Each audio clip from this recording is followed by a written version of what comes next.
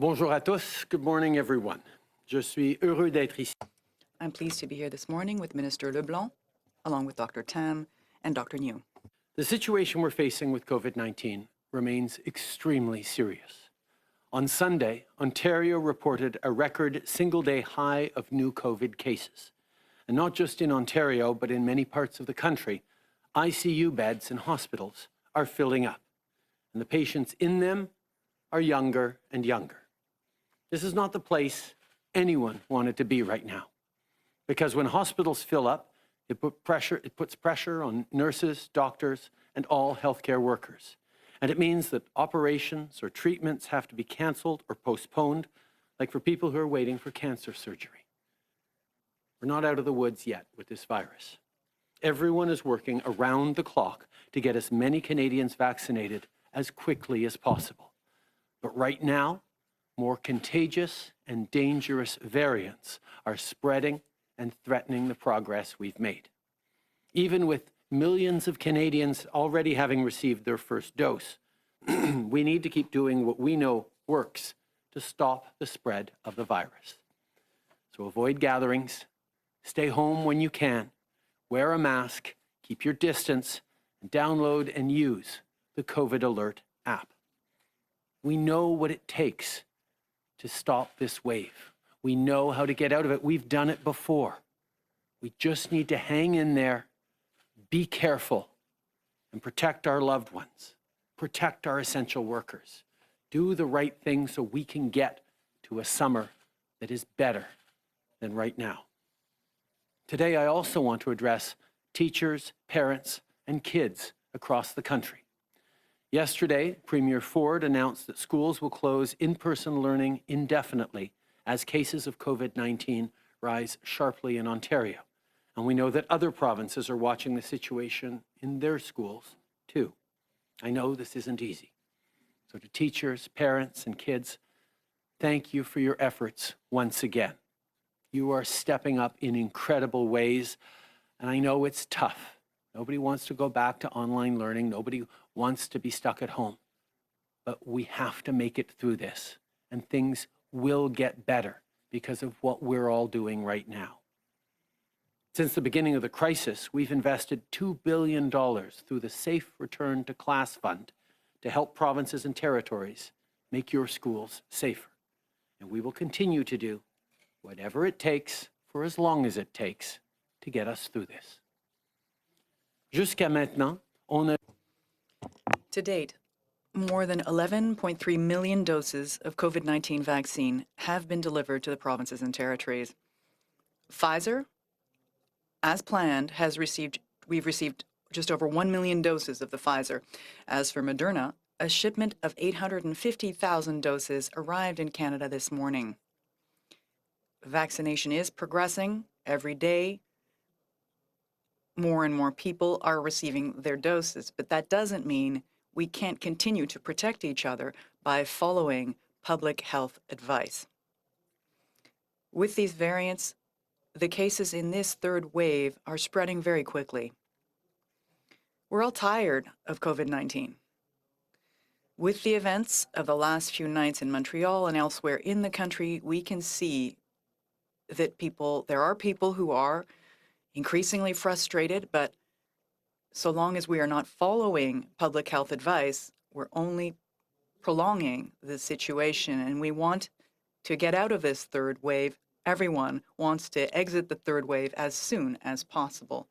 We need to continue our efforts to save lives, to help our healthcare workers who are overwhelmed. Just a few more weeks of following the public health advice, guidelines, being very careful, and then we can have a hope for a much better summer. But as you know, the cases we're dealing with today are based on the actions we took a week or 2 weeks ago. And if we want to see a decrease, a drop in the number of cases, so in 2 weeks, we need to do the right thing today. Vaccines are coming, but we need to reduce cases. By the end of June, we will have received 44 million doses of vaccines. This is not the time to give up, flattening the curve. Since the beginning of the crisis, we've often talked about essential workers, whether in our hospitals, schools, or elsewhere. As we said earlier, these workers are making incredible efforts. And when we talk about essential work, well, that, of course, also includes the crucial work of our farmers who allow us to put quality food on our tables. One of the things that the pandemic has shown is how important it is to have a strong and resilient agricultural sector. As we continue to work on economic recovery, we want to ensure that Canada's supply-managed producers have the tools they need to succeed. Poultry and egg farms in Canada. A lot of them are owned by families. Last year, we promised those families that we would invest over $690 million over 10 years to provide full and fair compensation to Canada's chicken, turkey, and egg farmers following the CPTPP trade agreement. Later today, Minister Bibeau will share details about how this funding will help producers invest to modernize their farms and how it will help promote Canadian-made products here at home. But the bottom line is this: our government will always be there for Canadian farmers. So to farmers, thank you for your incredibly hard work. You stepped up during this pandemic to get good food on our plates. Through this pandemic and beyond, we've got your back. Together, we'll continue to build a sustainable future for rural farm families and for all the Canadians who rely on you every single day. Anyone who's seen the endless miles of wheat and canola as they drive across the country can tell you just how big Canada is. In a country like ours, air travel is an essential service. On that front, yesterday, Deputy Prime Minister Freeland and Minister Alghabra announced that we've reached an agreement with Air Canada to secure air travel for Canadians for the future. The conditions for Air Canada to receive this support are very clear. They will ensure that regional communities have air connections to the rest of Canada. They will refund their customers for pandemic-related cancellations. They will commit to protect jobs, pensions, and collective agreements. And they will restrict executive compensation, buy back shares, and dividends. Air Canada will also have to demonstrate how they will support environmental sustainability and national climate goals. The deal is a good and fair deal in the interests of jobs, workers, communities, and customers. L'entente annoncée hier. Yesterday's agreement with Air Canada will protect jobs, keep our communities connected, and ensure that passengers are refunded. The airline industry is a strategic sector for our economy, and our negotiations with other airlines are ongoing. As always, we will ensure that the interests of Canadians and workers are at the heart of everything we do. Tough. There have been a lot of special moments and celebrations that have been done differently. Yesterday, I had the chance to speak virtually with Sikh healthcare professionals from across Canada to celebrate Vaisakhi and Sikh Heritage Month and to thank them for everything they do. Happy Vaisakhi to everyone celebrating. This week also marks the start of Ramadan. I want to take this opportunity to thank the many Muslim Canadians who continue to work hard on the front lines and the many others who are helping their neighbors and communities during these difficult times. Cette année encore. This year, Ramadan will be different again. It will involve virtual means of gathering online rather than in person. But one thing is for sure, the pandemic will not stop us from celebrating the values of gratitude, compassion, and generosity that are at the heart of Muslim communities and that are shared by Canadians from all walks of life. Ramadan Mubarak. Thank you. I will now turn the floor over to Dr. Tam. Theresa, I think you just received your vaccine as well. That's good news.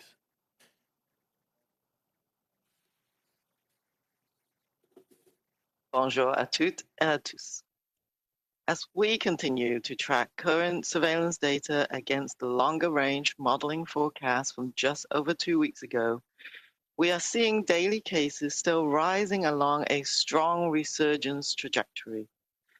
Although COVID-19 vaccine benefits are being seen for high-risk groups prioritized during the initial rollout, experience worldwide is unequivocal in cautioning us that strict public health measures will continue to be crucial during this phase of vaccine rollout, especially in the presence of high rates of disease. To date, over 1,071,000 cases of COVID-19, including over 23,350 deaths, have been reported in Canada. Over the past week, there has been a 33% rise in daily case counts, with an average of almost 8,100 new cases reported daily. During the same time, the number of people experiencing severe and critical illness continues to rise. On average, over 3,000 people with COVID-19 were being treated in our hospitals each day, representing a 29% increase over last week. This includes almost 970 people being treated in intensive care units, which is a 24% higher than last week. Although the number of deaths has averaged around 30 each day for several weeks, there is concern that if the increase in severe illnesses persists, we could see a gradual increase in the mortality trend, with today's average at 34 deaths daily over the past week. Today's average at 34 deaths daily over the past week. There are almost 36,000 variants of concern cases reporting to date across Canada, with the B117 variant accounting for over 96% of these. These trends are discouraging, but they reinforce why we must strengthen precautions to bring this variant of concern-driven resurgence under control quickly. This is a third big push, and we're all tired, but the benefits of applying our strongest collective effort by following public health advice and strictly maintaining individual precautions could not be greater. This push will enable us to focus more capacity towards vaccine rollout. Two great examples of this unified effort I will highlight today are from Nova Scotia. We have recently learned of a vaccine clinic organized for Black Nova Scotians in the Hammonds Plains community, just outside of Halifax. The clinic was held at the historic Emmanuel Baptist Church, which has long been an important fixture in the community. Coming together in solidarity to receive COVID-19 vaccines is a testimony to the community's perseverance and commitment to ensuring people feel culturally safe in the vaccination process. I also heard about a pharmacist in Cape Breton who converted an old ambulance into a mobile clinic to bring COVID-19 vaccination to seniors and people with mobility challenges. There are so many examples from individuals to organizations finding ways to help others and make sure that we all end this crisis together, stronger and more united. Finally, on our current trajectory, it might seem premature to think of the days when restrictions will ease and social and economic activities will resume. But if we want to take forward the things we've learned about the importance of family, community, and equity, about how we supported each other, adapted, and innovated, we must commit to acting thoughtfully, clear in the view of what we want to take forward. The end of this crisis will be a time of great change. Let's not race towards the finish and risk stumbling along the way. Let's make every step count by continuing at pace together. Thank you. Bonjour à toutes et à tous. Alors que nous Good day, everyone. As we continue to track current surveillance data against the longer-range modeling forecast from just over 2 weeks ago, we are seeing daily cases still rising along a strong resurgence trajectory. Although COVID-19 vaccine benefits are being seen for high-risk groups prioritized during the initial rollout, experience worldwide is unequivocal in cautioning us that strict public health measures will continue to be crucial during this phase of vaccine rollout, especially in the presence of high rates of disease. To date, over 1,071,000 cases of COVID-19, including over 23,350 deaths, have been reported in Canada. Over the past week, there has been a 33% rise in daily case counts, with an average of almost 8,100 new cases reported daily. During the same time, the number of people experiencing severe and critical illness continues to rise. On average, over 3,000 people with COVID-19 were being treated in our hospitals each day, representing a 29% increase over last week. This includes almost 970 people being treated in intensive care units, which is 24% higher than last week. Although the number of deaths has averaged around 30 each day for several weeks, there is a concern that if the increase in severe illnesses persists, we could see a gradual increase in the mortality trend. So today's average at 34 deaths daily over the past week. There are almost 36,000 variant of concern cases reported to date across Canada, with the B117 variant accounting for over 96% of these. These trends are discouraging, but they reinforce why we must strengthen precautions to bring this variant of concern-driven resurgence under control quickly. This is the third big push, and we're all tired, but the benefits of applying our strongest collective effort by following public health advice and strictly maintaining individual precautions could not be greater. This push will enable us to focus more capacity towards vaccine rollout. Two great examples of this unified effort I will highlight today are from Nova Scotia. We have recently learned of a vaccine clinic organized for Black Nova Scotians in the Hammonds Plains community just outside of Halifax. The clinic was held at the historic Emmanuel Baptist Church, which has long been an important fixture in the community. Coming together in solidarity to receive COVID-19 vaccines is a testimony to the community's perseverance and commitment to ensuring people feel culturally safe in the vaccination process. I also heard about a pharmacist in Cape Breton who converted an old ambulance into a mobile clinic to bring COVID-19 vaccination to seniors and people with mobility challenges. There are so many examples, from individuals to organizations, finding ways to help others and make sure that we all end this crisis together, stronger and more united. Finally, on our current trajectory, it might seem premature to think of the days when restrictions will ease and social and economic activities will resume. But if we want to take forward the things we've learned about the importance of family, community, and equity, about how we supported each other, adapted and innovated, we must commit to acting thoughtfully, clear in the view of what we want to take forward. The end of this crisis will be a time of great change. Let's not race toward the finish and risk stumbling along the way. Let's make every step count by continuing at pace together. Thank you. Thank you, Dr. Njoo. The PM will be answering questions for 20 minutes. Minister LeBlanc and doctors will remain available for more questions for another 15 minutes afterwards. One question, one follow-up, starting with the phone. Merci beaucoup, Dr. Njoo. Le Premier ministre va répondre aux questions pendant 20 minutes et doit nous quitter par la suite. Le ministre LeBlanc et les docteurs répondront à d'autres questions par la suite pour un total de 15 minutes. Une question, une sous-question, en commençant par le téléphone. Opérateur, c'est à vous. Merci. Thank you. Please press star 1 if you have a question. Veuillez appuyer sur étoile 1 pour poser une question. Notre première question est de l'inaudible de la presse canadienne. Hello.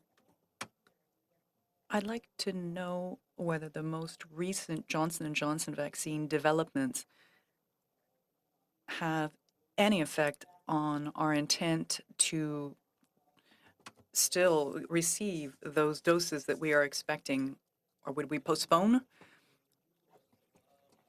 Answer, we're expecting to receive our first doses of Johnson & Johnson by the end of April, but of course, we will continue to closely monitor what's happening in the U.S.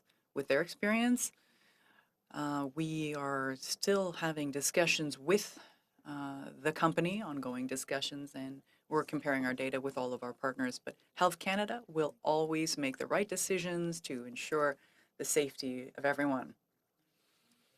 This is also an example of why it's a good thing that we have such a variety of contracts with so many different contracts with such a variety of companies. Even without the Johnson & Johnson vaccine, we'll have more than 44 million doses by the end of June. It's important to have some options, and that's exactly what we have. Donc, si je comprends, Répondre en anglais. I'll answer that in English now. We are still on track to receiving our first shipment of the Johnson & Johnson Janssen vaccine by the end of this month. But obviously, we're following closely developments in the United States, and we can assure everyone that Health Canada will, every step of the way, put the health of Canadians first and foremost in any decisions we make around distributing vaccines. But it also goes to highlight that it was important that we signed deals with a large range of potential vaccine makers because we didn't know which ones would be most effective, which ones would arrive early. That's why Canadians are well served, and even without the Johnson & Johnson vaccine, we are going to be receiving over 44 million doses by the end of June. En suivi, Lina. A follow-up, Lena? Thank you. Question. Too bad Minister Anand is not here, but from what I gather, we won't change the contract. We will still be purchasing those millions of doses of Johnson & Johnson and then deciding after the fact whether or not they will be administered if there's a problem. Answer, we've signed contracts with 7 companies throughout the world. That's something we did last year precisely to make sure that regardless of the company actually delivering the best vaccine or an effective vaccine quickly, we would be in a good position either way. So yes, we have a contract, we have purchased doses from Johnson & Johnson, and we hope these will be doses we can use to protect Canadians from COVID-19, but we will be making those decisions based on recommendations from Health Canada, based on what they will conclude on the basis of what they're seeing the world over. merci. Our next question is from Ryan Tumulty from the National Post. Please go ahead, à vous la parole. Yeah, good morning, sir. I'm wondering, obviously with the benefit of hindsight, but we're in the middle of this third wave now, and vaccines wouldn't solve it, but they certainly do some way to help address its impact. Is there anything about our vaccine procurement approach as a country that you, in retrospect, now think was a mistake, or where you would have liked to have acted earlier? No, not in terms of our vaccine rollout. Obviously, we worked extremely hard from last summer onwards to sign many different contracts with different potential vaccine makers around the world. And we were among the first countries to start getting approved vaccines into arms back in December. We've seen various vaccine companies challenged with development or manufacturing issues.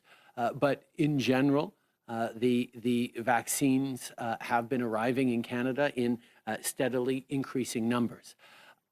And I think it's important to remember that vaccination alone, even being well advanced in vaccinations, doesn't necessarily lead to an ability to ease public restrictions. Just look at the case of the UK, where they obviously have a higher rate of vaccination than we have, but they also have significant restrictions and have kept them in place for quite a long time. What we need in order to ease restrictions in this country as we get closer to the summer is both for more people to get vaccinated and for the caseloads to go down across the country. Those are the two things we need to make sure happens. And restricting caseloads or reducing caseloads has to do with following public health advice, restricting our movement, limiting gatherings, wearing a mask, washing your hands, doing all those things that we know will reduce the number of cases around the country, because we've succeeded in doing it before in the second wave and way back in the first wave as well. Following up, Ryan? Yeah, sir. The third wave that we're seeing now is worse than it has been at any point during the pandemic for some parts of the country. I'm wondering if now, especially as these cases continue to rise, if you're considering any tighter restrictions from the federal level, either restrictions between travel at provinces or maybe more restrictions on incoming travel from overseas. On incoming travel from overseas, we already have some of the strongest restrictions in the world and have had those in place since last March for well over a year now. The 2-week mandatory quarantine on essential travelers, the limits on non-essential travel, now the testing, the pre-boarding testing, the on-arrival testing, the mandatory quarantine while we're waiting for the results of the tests, and the 2-week quarantine in a safe situation at home are all things that have meant extremely limited importation of the virus from overseas. Unfortunately, we're still getting a lot of transmission inside the country, and that is something that we need to continue to monitor. But that's not something that the federal government needs to step up on. The extraordinarily successful example of the Atlantic bubble, for example, was done without the federal government dictating to the Atlantic provinces that they needed to do this. They made that decision on their own, and it was the right one. And of course, as a federal government, we supported them. Similar things for the Northern Territories. We are there to support the provinces as they make difficult decisions on restrictions. And part of why we're making those decisions easier is by providing unprecedented supports for small businesses, for workers, for families, for seniors, for young people, to make sure that people can stay home and stay safe if it's at all possible, to keep those essential workers safer. Merci. Opératrice, une dernière question au téléphone, s'il vous plaît. Thank you. Notre prochaine question. Last question, Marie Vestel du Devoir, over the phone. Yes, actually, I had a question about the Johnson & Johnson vaccine and the use that was suspended of this vaccine in the U.S. I actually would like to get some specifics from Dr. Tam on this one.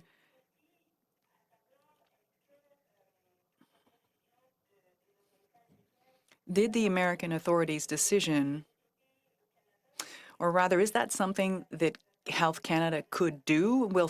Is Health Canada considering suspending or stopping the use of the Johnson & Johnson vaccine? And could that mean that it would delay our own use of this vaccine? And we, I think, are expecting doses within 2 weeks.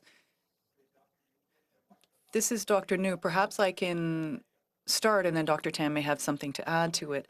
Yes, we know that our colleagues at Health Canada are independent. They are closely monitoring the situations, and they're having good conversations with their counterparts in the United States. And there will be analyzing the data. They will be making a decision as to what matters in the Canadian context. So they're currently working on this, and it's not up to us at the Canada Public Health Agency to comment on the work of Health Canada.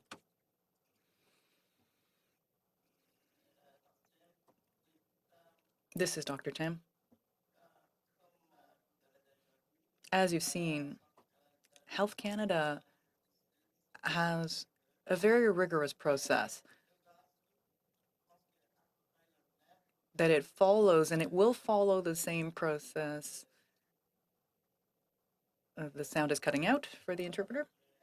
If you want, Dr. Tam, I'm sorry I asked it in French, but you can go in English. Thank you. It's okay. So I think you have seen the process once already, that the regulator in healthcare, when there is a signal of an adverse effect following immunization with the AstraZeneca vaccine. So I expect them to do the same due diligence, connecting to international regulatory authorities like the Food and Drugs Administration in the United States, and gather information from them as well as the manufacturer. We've heard about rare side effects. I think it's 6 cases of these unusual blood clots with low platelets following 6.8 million doses administered in the United States. Health Canada, we need all of this data and do, in the Canadian context, the benefit and risk analysis. Following that, I expect that the National Advisory Committee on Immunization, as appropriate, will look at that information as it supports the provinces and territories in providing guidance. And I would also expect to convene and support a discussion amongst provinces and territories as to how best use the Janssen vaccine in the Canadian context. So all those steps I expect will be followed similar to the AstraZeneca vaccine. En suivi, Marie? A follow-up, Marie? A quick follow-up, Dr. Tam. When do you expect Health Canada to have done this analysis and come out with an opinion on this? Et Monsieur Trudeau, And Mr. Trudeau, we're seeing that France has decided to suspend all flights to Brazil because the pandemic is out of control there. I know Canadians should not be traveling. It is not the time to travel. So I know that. But do you intend to ask for a stoppage of any flights to Brazil for Canada? And are you considering doing the same thing with other countries? Answer. We are closely monitoring what's happening internationally. We will be making decisions as more information becomes available. We have already restricted a number of many international flights, and we have extremely rigorous methods here at our border to make sure we do not import the virus from anywhere, because the Brazilian variant is not only located in Brazil, we already have some cases here in Canada. Everything we are currently doing is indeed to limit transmission. So not only is this not the time, it's not the time to travel internationally, it's not really a time to be traveling within our country either. So be careful. For another few weeks, we will continue to be monitoring this, continue to monitor the situation. Now, questions in the room.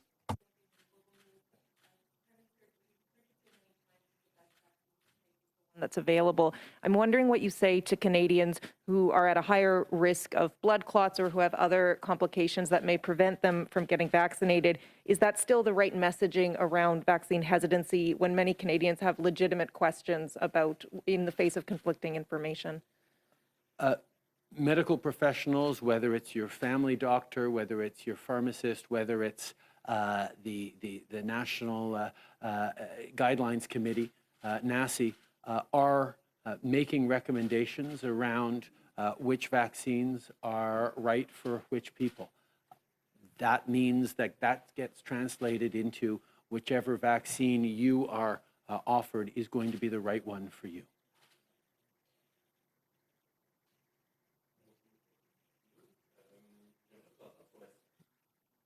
J'aimerais vous entendre sur la situation. I'd like to hear what you have to say about the situation at Laurentian University. We heard that the French programs have been hard hit. First of all, what do you think of that? And second, are you prepared to pick up the phone and put some pressure? Are you prepared to provide some financial support to get those programs back up and running? Answer, we are very concerned by the situation at Laurentian University. The Francophone community in Ontario,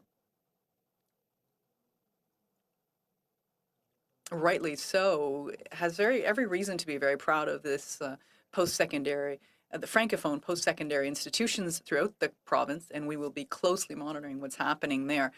I can assure you that Minister Joly is in contact with her counterpart within the Ontario government to see what their plan is to protect this important institution.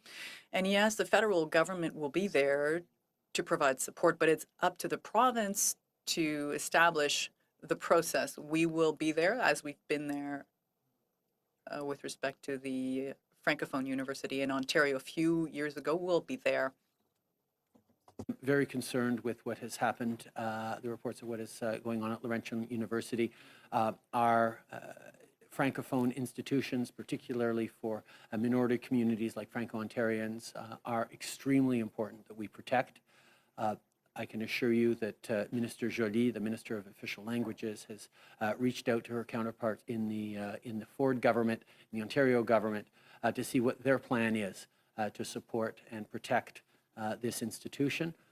The federal government will be there to support, but it is a provincial jurisdiction, and therefore they need to figure out what the plan is, and we will be there to support because we know how important it is to protect official language minorities across the country. J'aimerais vous entendre. I'd like to hear what you have to say about the Formula One Grand Prix in Montreal, about the actual event being held, but then the provincial governments are asking for $6 million in compensation or support. Are you open to providing this support? Tourism industry has been hard hit. I'd like to hear about what you have to say to this. Answer. I know that discussions are underway right now, but at every step in the process, our focus will be on the health of Canadians, and we'll be making decisions on that basis. Question inaudible in the room? The discussions are ongoing, and we'll see what we can do to protect the health of Canadians. Thank you. Next question. And Prime Minister, this weekend your party overwhelmingly endorsed the idea of implementing a universal basic income. Today you're meeting with the leaders of the NDP and the Green parties, who also both strongly support that idea. You seem less enthusiastic yourself. Can you clarify your position on this? And as you bring in the federal budget, are you going to take the first steps, or is it something you're going to push off to your next mandate? I know people are eager to find out what's in the budget, but they're going to have to wait until next Monday for us to put forward an ambitious budget for this country that is going to be focused on jobs and growth and building back better, even as we get through these hopefully final stages of the pandemic. I was incredibly pleased to see Liberals gathering virtually from across the country to talk about what building back better looks like, how we can create good jobs and growth, protect the environment, and support the most vulnerable around the country that we've seen have been particularly hard hit by the pandemic. The Liberal Party conventions have been a source of ideas and initiatives that often have made it into platforms and into policy by the Liberal government. I can think of same-sex marriage. I can think of a range of issues that have been brought forward, and we will continue to listen to the grassroots and value their encouragements to continue pursuing various policy options.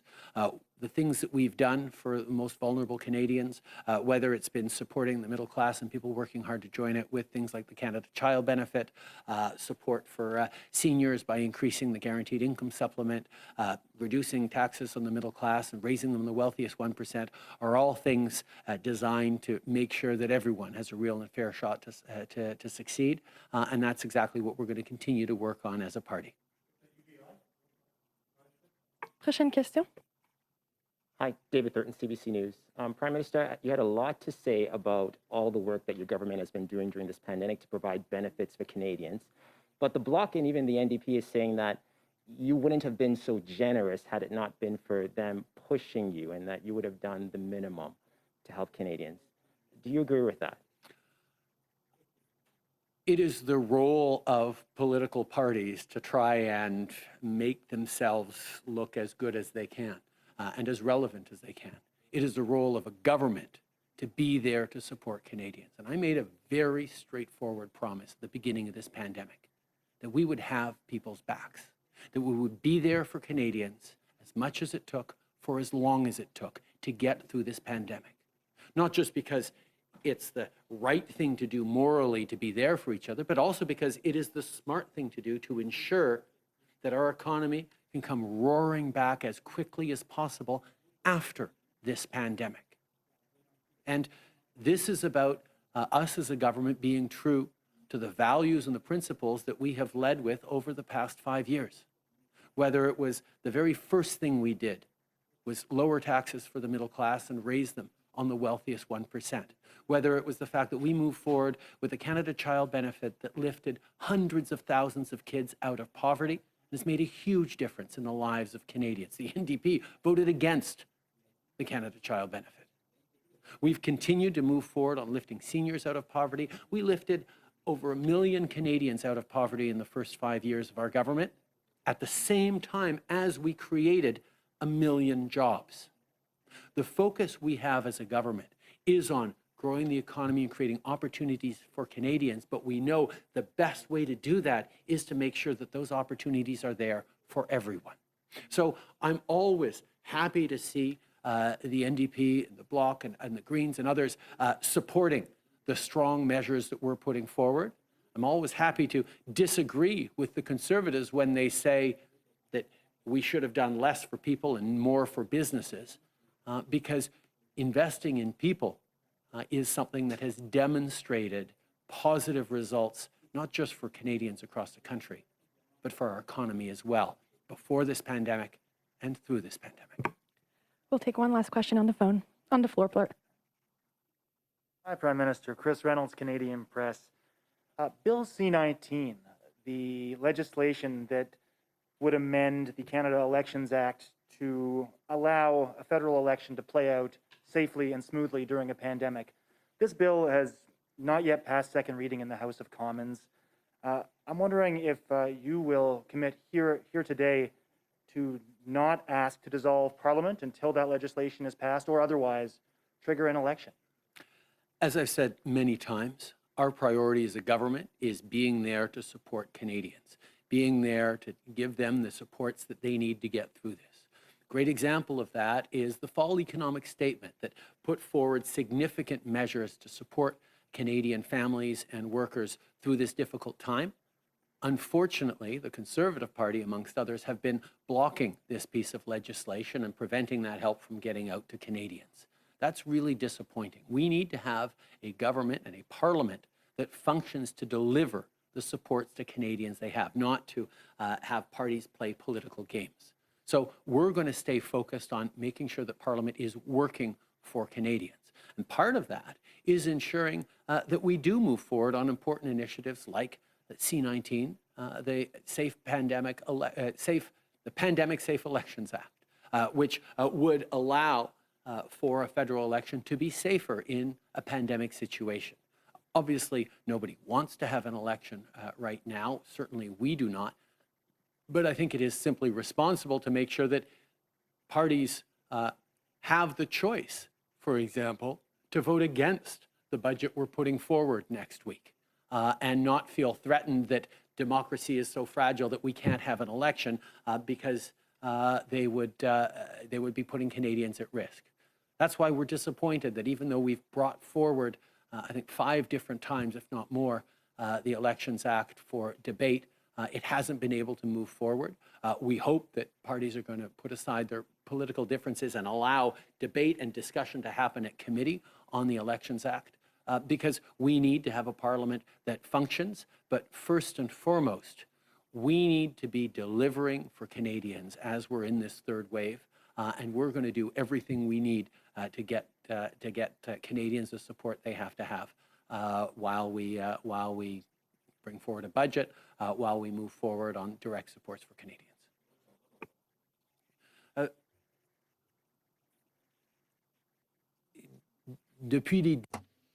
From the very start, I made a promise that we would be here for Canadians for as long as it takes, and with all the resources required, that we would get through this period. In order for that to happen, we need to deliver within the House of Commons. We have to deliver on our promises within the House of Commons, promises to Canadians. Unfortunately, the Fall Economic Update has been stalled numerous times by the Conservative Party that is blocking support to Canadians. It is disappointing that they should be playing political games with such important issues for Canadians. Our priority is to make sure that we are here to support Canadians.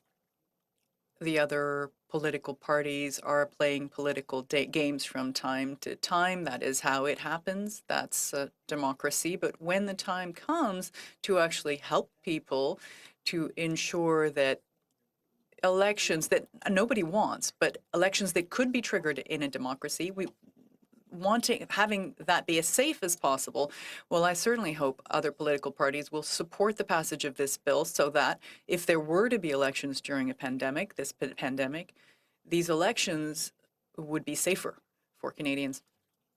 Thank you, Prime Minister. This is all the time you have today with us. Thank you.